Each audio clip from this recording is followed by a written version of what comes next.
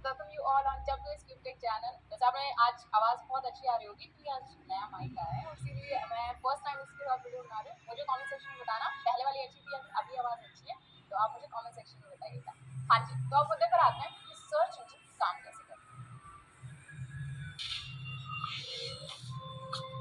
देखिए, पहले ना मतलब जब मैं इस फील्ड में नहीं थी तो मुझे ऐसा लगता था कि सर्च इंजन कैसे काम करते हैं कि जब भी हम कुछ टाइप करते हैं, जैसे अगर मैंने टाइप किया गूगल पर कि ब्लैक ड्रेस, तो गूगल का जो सर्च इंजन है वो जाता है वेबसाइट्स पर और देखता है कि कहाँ ब्लैक ड्रेस पड़ी है, कहाँ ब्लैक ड्रेस पड़ी है, और वो मुझे आगे रिजल्ट्स दे देता है। पहले मुझे ऐसा लगता था, लेकिन ऐसा नहीं होता है।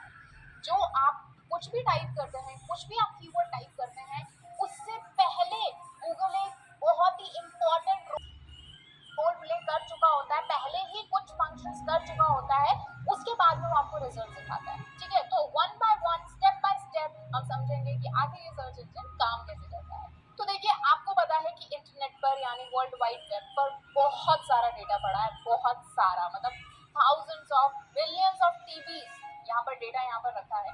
तो उस डेटा को जब भी अपलोड करता है क्रिएटर, जैसे अगर मैंने वेबसाइट बनाई तो मैंने कोई ब्लॉग अपलोड किया, कोई इमेजेस अपलोड की, कोई भी मैंने चेंजेस अपनी वेबसाइट में किए या फिर कोई नई वेबसाइट आई, तो ऐसे में गूगल का क्रॉलर, हम इसे कहते हैं, तो क्रॉलर या फिर आप इसको स्पाइडर भी कह सकते हैं, तो क्रॉलर जाता है और उस सारे डेटा को क्रॉल करता है यानी उस पर रेंगता है, देखता है कि कौन सी चीज कहाँ पड़ी है, इस वेबसाइट पर क्या कंटेंट पड़ा है। ये कुछ भी सर्च करने से पहले ही वो सारे कंटेंट को जाकर क्रॉल कर रहा है, देख रहा है कि कौन सी चीज कहाँ पड़ी है और उस सारे डेटा को उठा के अपने लोकल सर्वर, सर्वर का मतलब आप ये समझ लीजिए कि गूगल की जो खुद की हार्ड डिस्क है उसमें वो सेव कर रहा है। ठीक है, तो यहाँ पे क्या किया, जैसे मैं गूगल की ही बात कर रही हूँ जिससे आप बेटर तरीके से समझ पाए, लेकिन यहाँ मैं हर एक सर्च इंजन की बात कर रही हूँ।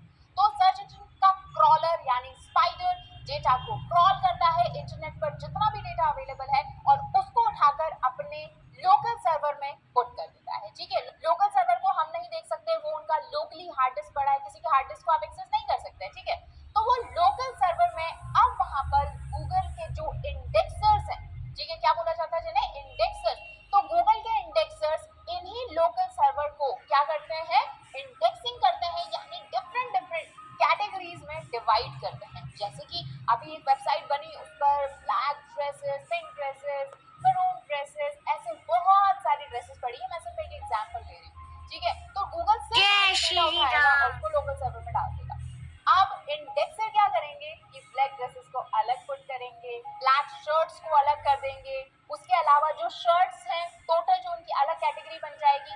तो मतलब जो इंडेक्सर का काम है वो है कैटेगराइज करना, कि जितना भी लोकल सर्वर पर डेटा पड़ा है सर्च इंजन के, उसको कैटेगरीज में डिवाइड कर देना, जिससे कि गूगल रिलेवेंट रिजल्ट्स अपने यूजर को दे पाए। तो ये काम होता है इंडेक्सिंग का। ठीक है, तो इसके लिए मैं आपको एक एग्जांपल देना चाहती हूँ जिससे आपको इतनी प्रोसेस काफी अच्छे से समझ में आ जाए। देखिए, मेरे पास एक लाइब्रेरी है, मैं एक लाइब्रेरी मैनेज करती हूँ, तो अब इसी कॉन्सेप्ट को मैं एक एग्जांपल के तौर पर समझाना चाहूंगी। ये पॉज कीजिए कि मेरी एक लाइब्रेरी है, ठीक है, या फिर कह लीजिए मेरी एक किताबों की दुकान है।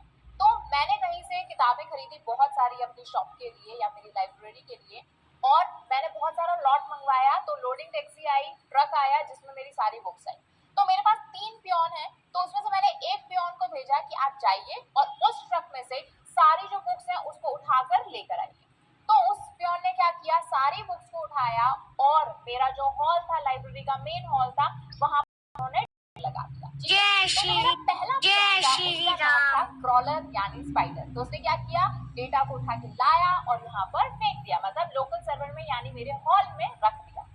अब मैंने अपने दूसरे पियोन को बोला कि आप जाइए, वो जो वहां पर किताबें रखी हैं उन किताबों को कैटेगरी वाइज, की हिंदी की किताबें अलग हो गई, इंग्लिश की किताबें अलग हो गई, हिंदी में जैसे साइंस की अलग हो गई, इकोनॉमिक अलग हो गई, मैथ्स की अलग हो गई, टेक्स्ट बुक्स अलग हो गई, मैथ्स अलग हो गई, न्यूज़पेपर अलग हो गए। तो मैंने उन्हें बोला कि आप ये सारी कैटेगरीज में क्या कीजिए, सारी बुक्स की जो शेल्फ्स हैं उनको जमा दीजिए। तो वो मेरा सेकंड पियोन गया, उसने वो सारे डेटा को यानी सारी बुक्स को उठाया और कैटेगरीज में जमा दिया। अब मेरा जो दूसरा पियोन हुआ वो क्या कहलाया, वो कहलाया इंडेक्सर। ठीक है, क्योंकि इसने क्या किया, कैटेगरीज में मेरे डेटा को सेव करके रख दिया। अब ये जो मेरा डेटा जमा हुआ है, कैटेगरीज बनने के बाद में जो मेरा डेटा जमा हुआ है वो है मेरा मेन सर्वर, यानी गूगल का मेन सर्वर, जो कि हमारे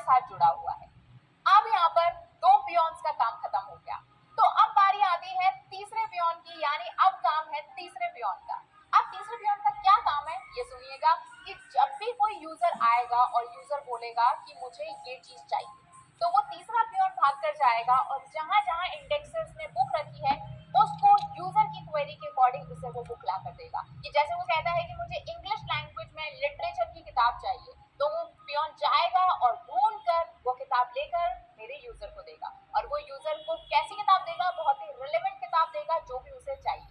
तो यही गूगल करता है कि सबसे पहले क्रॉलिंग हुई, क्रॉलिंग के बाद में इंडेक्सिंग हुई, और फिर गूगल की जो रैंकिंग एल्गोरिदम्स है, जैसे कि हमने बहुत सारी रैंकिंग एल्गोरिदम्स की हम बात करेंगे कि किस तरह से गूगल रैंकिंग देता है, तो उन रैंकिंग एल्गोरिदम के बेसिस पर गूगल आपको रिजल्ट दिखाता है रैंकिंग में। क्योंकि इंडेक्सिंग तो सारी हो गई, कैटेगरीज तो बढ़ गई, लेकिन उसमें पहले कौन सा रिजल्ट आपको दिखाना है, दूसरे नंबर पर कौन सा दिखाना है, तीसरे कौन सा दिखाना है, इमेजेस में कौन सी इमेजेस दिखानी है, ये सारी चीजें रैंकिंग एल्गोरिदम करती है।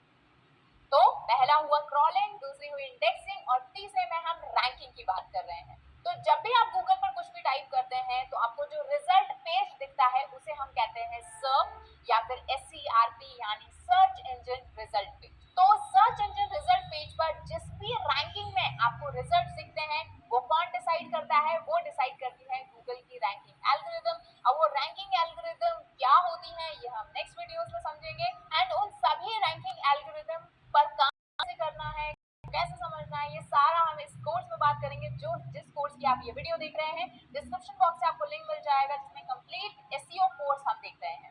अब यहाँ पर कुछ लोगों को ये डाउट रहता है कि हमें ना सिर्फ रैंकिंग पर ही काम करना है कि रैंक पर, कि SEO की डेफिनेशन यही होती है कि हमें रैंक करवाना है टॉप पर।